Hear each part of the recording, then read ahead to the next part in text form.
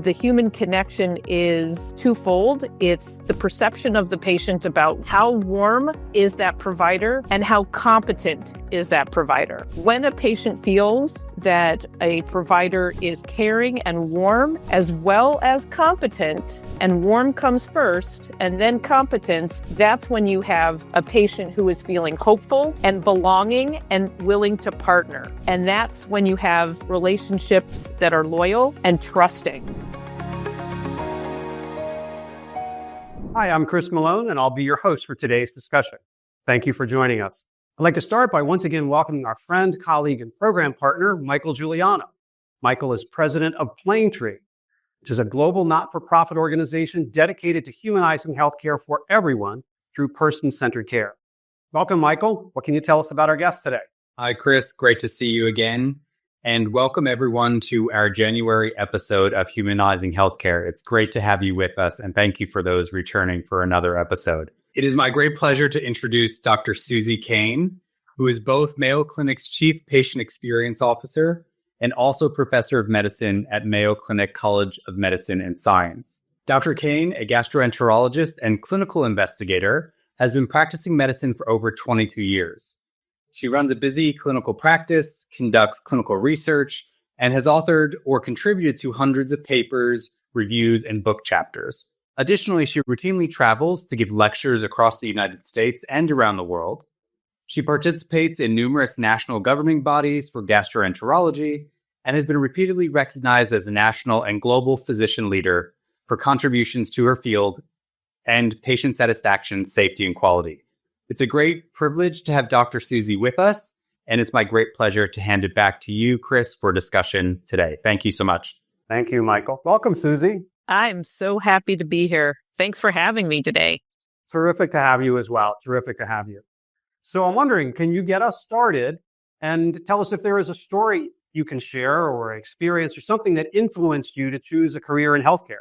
I guess it's a very personal journey. I actually myself have a very rare congenital syndrome, and I spent a lot of time in hospitals when I was a young child in tertiary care, trying to figure out what I had, and I was treated terribly. I was treated as an object of interest, and then was treated as a child as opposed to trying to engage with me at the emotional level that I was at.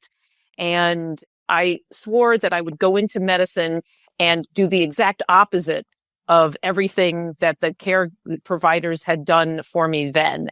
They made the diagnosis, but it was not a pleasant journey getting there. And so I have sworn for my entire life to treat people the opposite of how I was treated.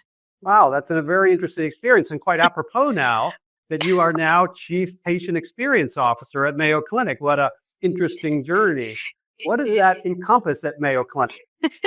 So that's a really good question, because I am actually the first Chief Patient Experience Officer. Before this, we had a medical director for patient experience. And so the nuance there is that Chief Executive Officer of Patient Experience sits in the C-suite and sits with the other chief officers. And so we are given a seat at the table so that Mayo finally understands that patient experience is woven into every decision and everyday operations of everything that we do and all the decisions that we make moving forward. And so basically I help with a lot of different things, starting with the Mayo website, and all the way to the patient trying to check in, to how they feel in the hospital, to how their care is once they've left Rochester as a consultative visit for, whatever condition they have. So the entire gamut of what a patient would go through, starting with, I was just diagnosed with X. I'm going to see what Mayo Clinic says about that. And what does that experience look like on the website? And then they make an appointment. How hard was it to make an appointment? Then they come. Well, was it easy to get here? And then once they were on campus, how did they negotiate that? And so you can see how this is very all-encompassing. Wow. And was there a particular event or decision that led to the creation of this role, or was it something that just evolved to this point over time? So I have been fortunate enough to work in the division of gastroenterology here at Mayo Clinic, and we have been voted the #1 GI division for 34 years straight. And so there's a legacy and a history here of providing world-class GI care. And here in the division, I am the associate chair for quality, and that entails the patient experience. And so in my little, world of GI, have been dealing with patient experience and keeping us #1. And then as the former president of the American College of Gastroenterology, had the opportunity to work with a lot of different practices in a lot of different ways. And so when the position became available and they were talking about restructuring what quality and experience looked like, it seemed like a really good fit for potentially where my skill set could be used. Wow. And, Mayo Clinic, as you highlighted, has a reputation, not just in gastroenterology, but also broadly, this remarkable reputation for excellence. 9 of the hospitals received 5-star ratings again from CMS in 2024, with 1 receiving a 4-star rating. Is your work all done? Is it all solved? Or is there a lot more to be done about patient experience? You cannot sit on your laurels for sure, because you can go from 5-star to 4-star within a month or within a quarter easily. And that, and that medicine is changing, that a lot more emphasis on what can AI do for us, and that what processes and what care can we deliver that isn't part of what a human being has to do or should be doing. And how can we use the data that we have available to make the patient's experience better, because we want to try to individualize that patient's experience. And so absolutely not. Our work has just begun, because we have this legacy, but now we've got to be bold and innovative to understand how to leverage AI, but not be tempted to just say, oh, well, we're going to use these bright, shiny new things, the new toys, and then lose what we have in terms of our reputation and our legacy, which is the needs of the patient come first. The Mayo brothers said that, and we live by that mantra, and we still do. Got it. And so what are some of the priorities and challenges you're focused on? Is AI one of those, or a part of that? But what are your thoughts on it? It absolutely is. But if we take a step back and just think about what COVID did to healthcare and the overall health of the world, really, right? So a lot of people left medicine after that. It was too much of a burden and people got burnt out. So we have this very high provider burnout rate and scenario that we're trying to deal with. How do we keep our staff happy and productive? Because if we don't have happy, productive staff, we're not going to have happy patients, right? Who are satisfied. And to understand that, to understand how AI, again, plays a role, but does not replace what our healthcare looks like. And then just the culture, particular to the United States right now, it's fractionated. We've lost a lot of caring for each other, and that there's a lot of anger out there, and it's displaced sometimes towards this isn't my fault, you need to fix it, or looking to someone to blame. And so we have patients who are just unrealistic and unhappy. And if we're #1, heavy is the crown, that people come to us with expectations that are not realistic. And so we've had to pivot towards trying to figure out how to manage people who are not necessarily playing well in the sandbox. And so that led to the creation of our Office of Patient Experience, which serves as a very neutral ground for patients. Some people would say it's the complaint department, but it's not just that. It's for grievances that are legitimate. It's for complaints. It's for compliments as well.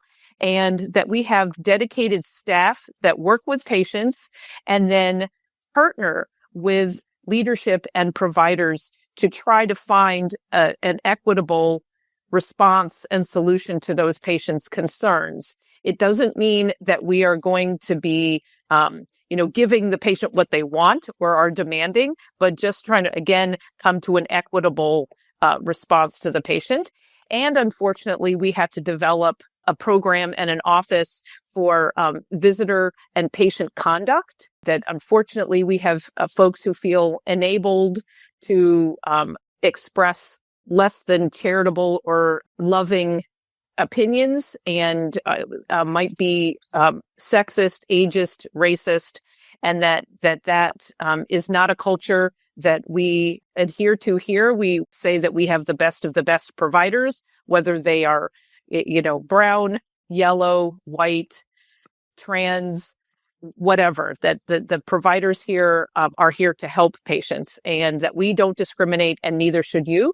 But we've had to develop, unfortunately, a process and a protocol in an office of patient and visitor conduct so that patients and their visitors that come onto our campuses understand that they have certain rights, but they also have responsibilities.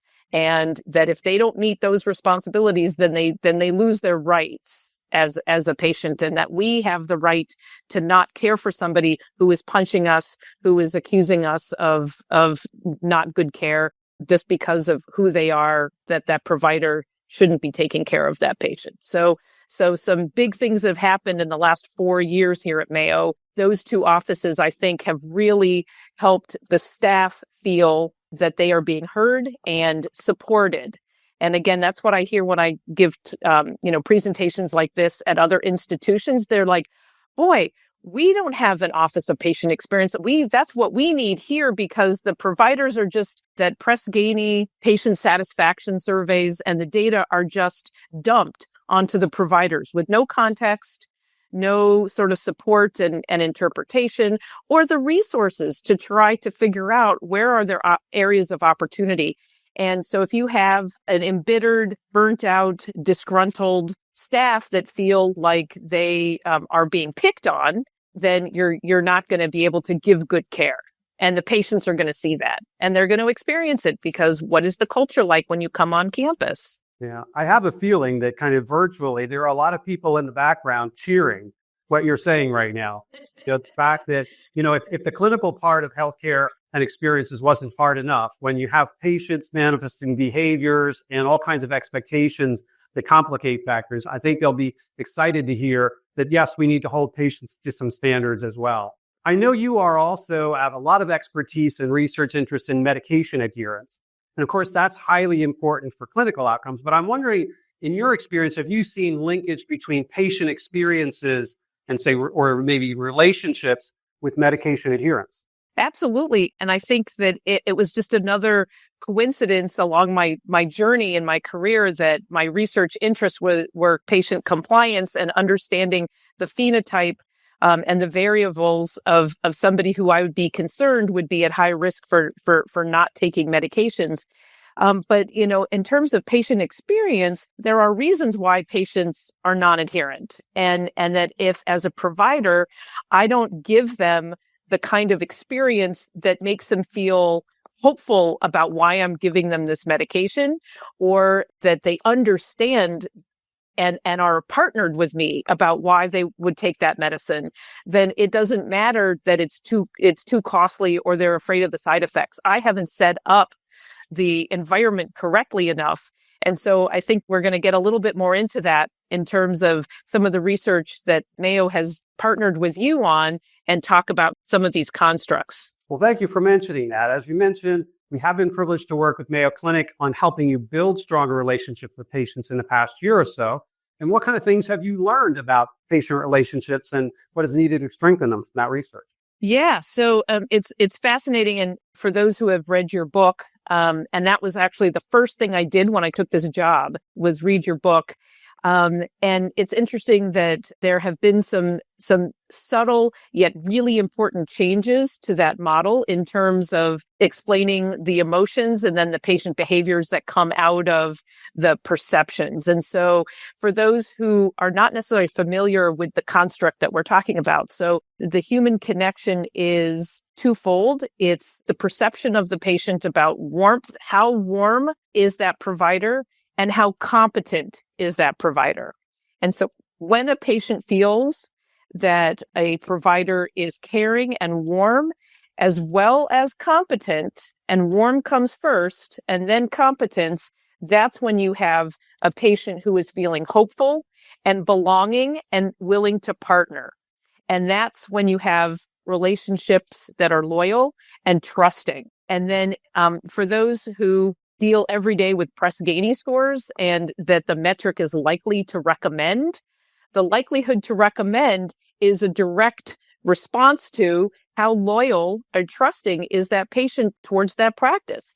And so warmth and competence is what's going to drive better outcomes. And that's data driven. That's what we helped do, is to show that that's actually how it works.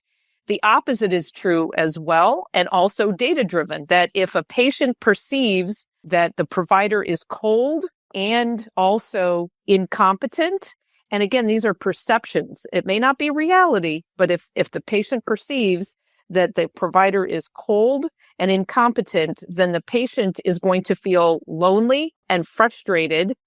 And then they're going to disengage and avoid the healthcare that they may need or deserve and certainly need. And then the Press Ganey scores are going to look terrible.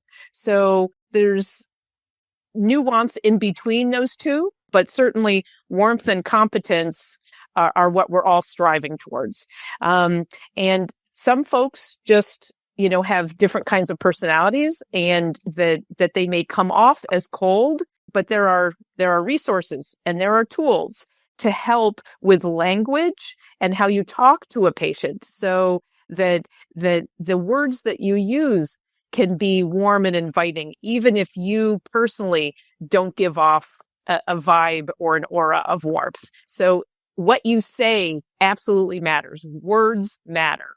Very interesting. And I think it's important to note also that what you're describing around warmth and competence and emotions and relationships is not just true in the context of healthcare and patients. This is a science that was developed by social psychologists around the world that actually governs all of our interactions with other people. And that warmth is basically, what are the intentions of the other person towards me, which includes, are they friendly and sociable and all that, but also, are they honest and trustworthy and have my best interest in mind as well. We found really interesting about the research from Mayo Clinic was that, of course, when people go to Mayo Clinic, they're expecting competence.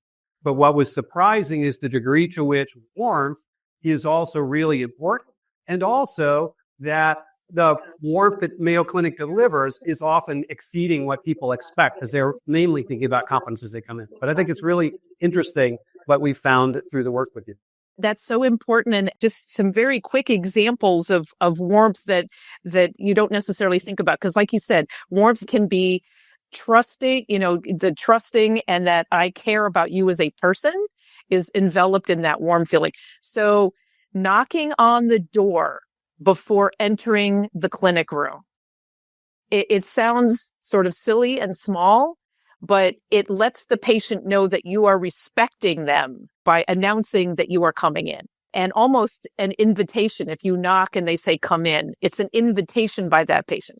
And then certainly as a gastroenterologist, I'm doing physical exams in some very private parts of people's bodies, and just announcing, now I'm going to examine your abdomen. Now with my nurse here, let's, do that rectal exam. So saying out loud what we're going to do lets the patient know that they are part of this and that I am asking for their permission to do these things. And they perceive that as warmth as well. And again, that there are ways that the front door staff and the security staff also can portray, more of a warmth than standing there, like with their arms folded and looking intimidating.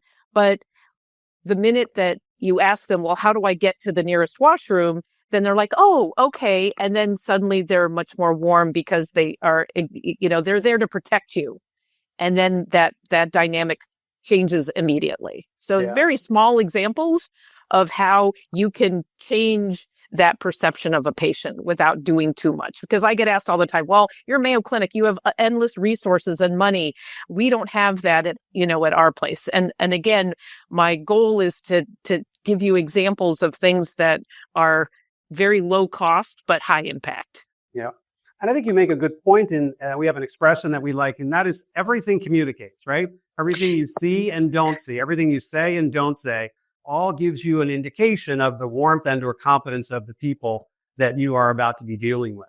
Now, are there some other ways that Mayo Clinic is applying these insights? Certainly the kind of interactions you described, but are there environmental things, for example, that make a difference?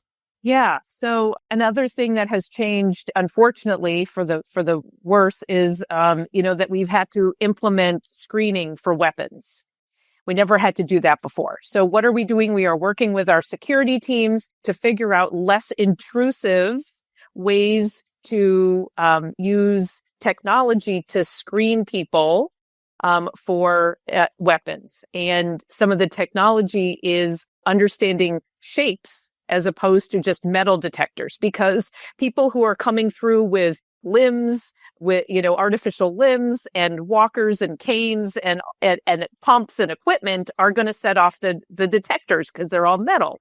So rather than that, trying to figure out ways that there are sensors built into the environment that can sense when somebody is walking with what looks to be a gun or a knife or some sort of weapon on their person or in their bag that they're carrying. So that's one way that the patient can still feel and their visitors can feel safe, because we are doing that screening, but we are not doing it in a way that is going to be discriminatory to those who have medical equipment that is just going to beep and then, okay, you're being pulled aside and the like. So I think that that's a really good example. Another example for environment is we're trying to change our signs rather than having signs that are all encompassing and confusing at the front.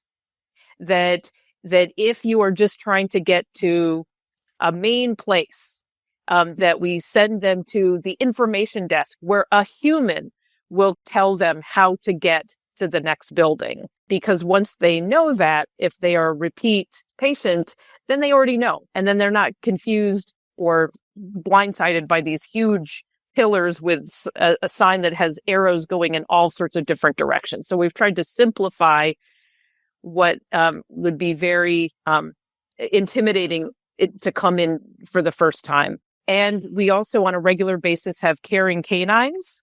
So in the lobby, and they actually do this at the Minneapolis airport too. And I always take a second to go pet the dog. But caring canines, just because people come, they are overwhelmed, they're fearful. Just being able to take a minute to de-stress with a dog that wants to see that they are well, it's immeasurable what that can do. All those little things, they make a difference. It's not exactly what happens in the exam room. I'm also curious, as a clinician and practitioner, what your thoughts are on the importance of relationships with patients to the clinician. You mentioned, the importance of well-being, and there's been burnout and a challenging environment and so forth. What do we know about how important relationships are with patients to the clinicians that are treating? So I think it all goes back to the culture and the institution that clinician is in, or the practice. If they feel supported and that there are resources to help them do their job better. And resources could mean scripts for the patient who is angry, scripting for the patient that you have to deliver bad news, scripting for helping with the patient who is abusing the online MyChart, so that the clinician can feel like they can do their job as a clinician and not have to be a secretary or the desk staff or the nurse, but that they can be the clinician that they were trained to be. That's ultimately where the clinician is going to feel and be able to use that energy and time then to take care of their patients. And that's it's evident to a patient when a clinician feels like they are given the opportunity to do that. Great.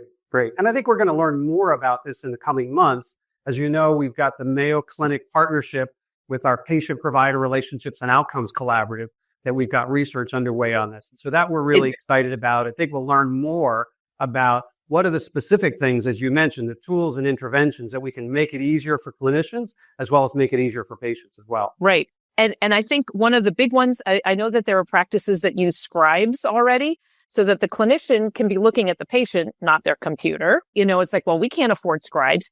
Ambient listening, where there are programs that you don't have to wire the room. You can use your cell phone through Epic to record the conversation, and through AI, it is going to transcribe the interaction into a note for you, and that it's done in almost real time. It's within minutes. And so that is a good use of AI. A bad use of AI is using a chatbot or algorithms to answer patient portal messages. You can tell a message that has been written by a chatbot. And that's okay if you're reaching out to Verizon about, problems with your bill a little bit, or your service. But at some point you want to talk to a rep because you're getting overcharged, right? But in the healthcare, and you ask a question and you think that this was answered by some smart algorithm, that's not human care. That's not the human touch. It might be competent, but it's certainly not warm. You're going to be skeptical. And that's where we get into the cold and competent part, is that there's going to be skepticism and maybe reluctant cooperation, which is going to lead then to the non-compliance. So that, the smart use of AI and tools. So there are companies out there that have the ambient listening to allow for that kind of interaction, so that the clinician can be looking at the patient and some other mechanism is doing all the paperwork for you. And that's huge. Yeah, that's a great example of a tool that can enable greater connections for the benefit of both the patient and the clinician. Exactly. Now, for those listening, thinking back not only in your career, but all this going on at Mayo, what advice could you offer to other patient experience and clinical quality leaders that may want to kind of learn from what you have learned? Any kind of rules of thumb or top 3 suggestions or watch outs or anything like that? So I would say, go and talk to the frontline staff if you haven't done it, and ask them what are their biggest concerns so that you can try to find opportunities to help them. The frontline staff are definitely who the patient sees first and sets the tone for what that visit's going to be like. The clinicians you're probably already talking to, and it's going to be the minority who are the most vocal and bitter.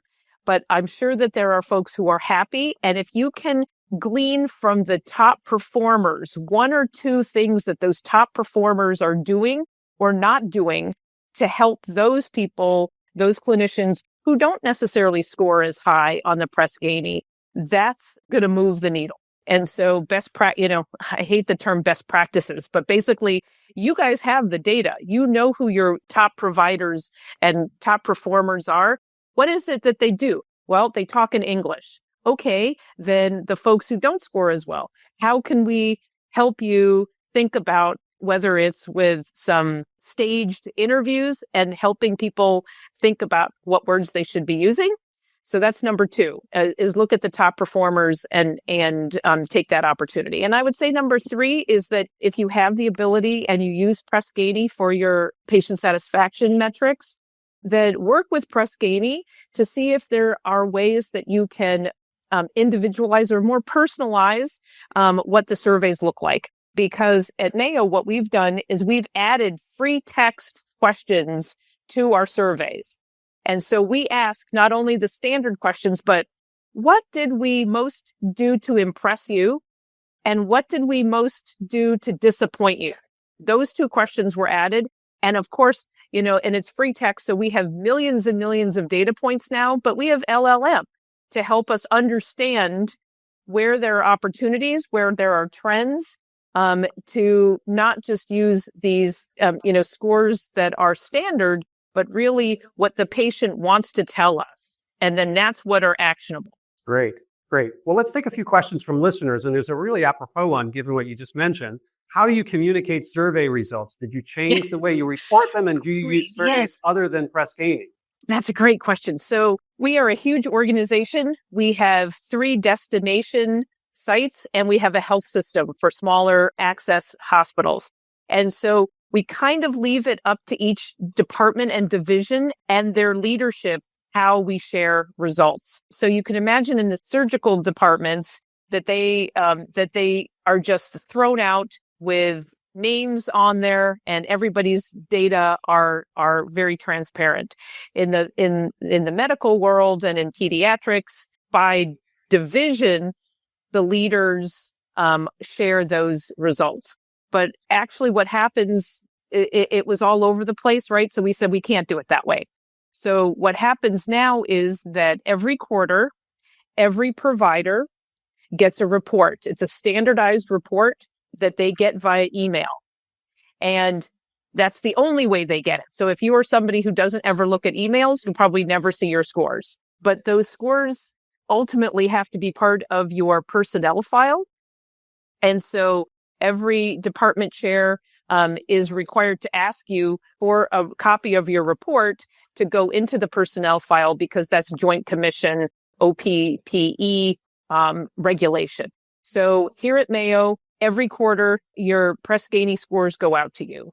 And that afternoon and the day after, I usually get a flood of emails saying, I can't believe this. I'm a really good clinician. I can't believe that people are so unhappy. I sit with them individually and we do grand rounds. We do medical grand rounds. We do GI divisional grand rounds to explain what a report looks like and what are they looking at, because there's statistical significance, there are trends. And basically at the end of the day, I'm lucky enough to just be able to say, look at the comments that came in through those free text boxes. That's what we care about, not necessarily the numbers, because you may be a great clinician and your percentile is the 90th percentile. And that's not good enough. We all want to be 100th percentile. So look at what your patients are saying. And if they say, Dr. X, you're the best thing ever, that's what you care about, not that you're in the 68th percentile. Or if they say, your parking situation sucks. Okay, well, that's maybe why you're in the 68th percentile. So it's a report that gives a lot of information. Some of it is important. Some of it's not. Some of it is actionable. A lot of it isn't. And so those are the kinds of messages that I try to build a program to do. And it takes time, because there are some people who never look at their emails. There are people who never come to grand rounds. And so this is a multifaceted type of program that takes a year or two. And then for any new hire, we sit down with them and try to explain what this is going to look like to them. I hope that's helpful. It is. It is. Have you done research on patient experience and building trust with young adult patients age 18 to 25? Is there anything specific that you found applies at that age? And is your research available on these topics? Well, Chris, if you want to maybe take that one, whether there was an age breakdown, I assume that there was. Yeah, I would say, generally we have found that, of course, folks that are 18 to 25 are often on their family health insurance still. They haven't become fully independent adults, and they may be less engaged with healthcare. We certainly see that they respond less often to requests for feedback, but all of the same principles apply. Warmth and competence, it turns out, is predictive of behavior at every age, gender, ethnicity, language, you name it. And so in that regard, opportunities remain the same. Now, I do know that what the people at a young age may feel is in their best interest may not be the same as someone who's older. Having had 3 sons, I know that at times in their teenage years, their idea of what was in their best interest didn't always square with mine. And so I do think it's important to ask younger patients what matters to them, because we cannot always assume that we know what that is. But, that's what their definition of warmth is. But beyond that, they do see the same things. And then much of the research that we have done together, there are case studies that are available on the Fidelum Health website for those that are interested as well. I'll just push you a little further and say, one of the reasons that question may have been asked is because we know that the 18 to 25-year-olds are much more savvy and comfortable with using online and electronic ways of communicating, as opposed to getting in their car, coming to an inpatient, in-person visit. So how do you show, how do you exude warmth and competence over a 15-minute video visit? Absolutely. Excellent point. Because many of those are not as comfortable with in-person conversations and visits and things of that nature because they have so much time on screens and mobile devices and things of that nature. Yeah. And I do think that there are different scripting and resource types of things that apply to the video visit compared to the in-person face-to-face visit and how you build that trust and warmth. Excellent. So we're just about out of time. I do have one more question that I love to close with, and that is, do you have a favorite quote you can share? And if so, why is your favorite quote?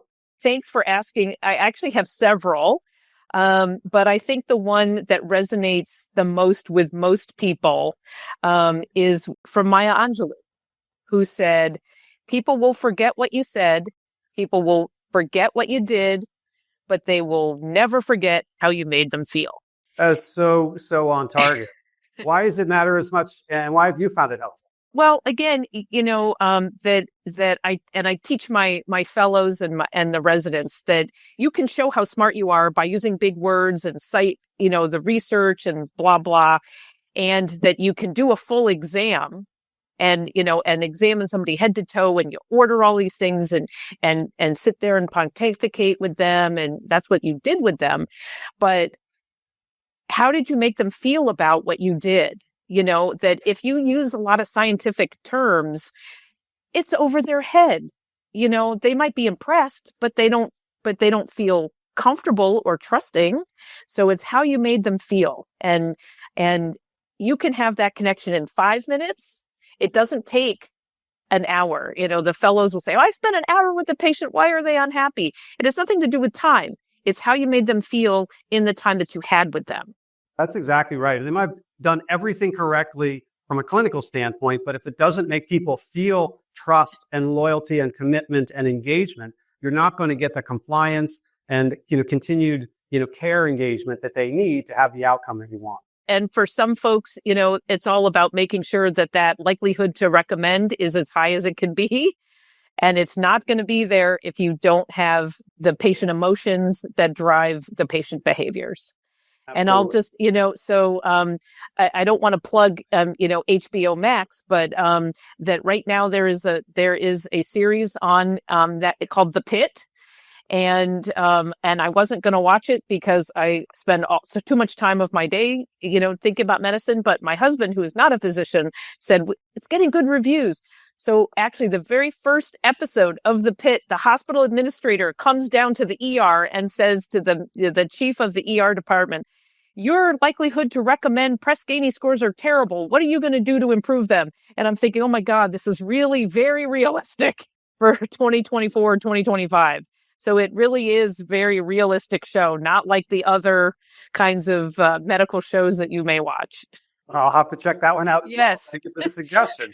Exactly. You could probably find it on YouTube. It's just that little snippet on that scene. I bet you can. I will.